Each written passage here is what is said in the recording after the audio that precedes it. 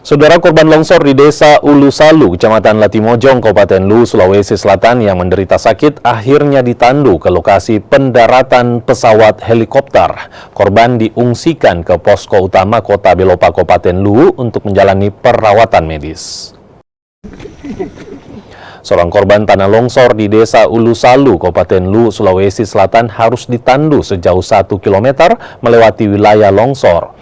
Kondisinya yang sakit hingga Tasi harus segera menjalani perawatan medis. Dengan menggunakan helikopter, Tasi bersama 20 korban lainnya yang terdiri dari anak-anak dan lansia dibawa ke posko utama untuk menjalani perawatan medis.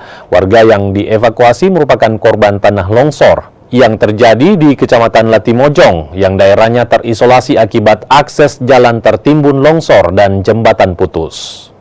Kalau memang ini sakit memang Pak, sakit memang, tapi kalau tidak dievakuasi, wah susah juga Pak, karena kita mau gendong ke sana kemari.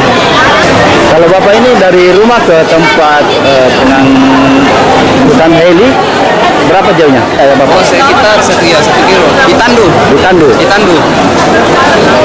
Banyak warga dari sana melewati itu, karena longsor-longsor Pak.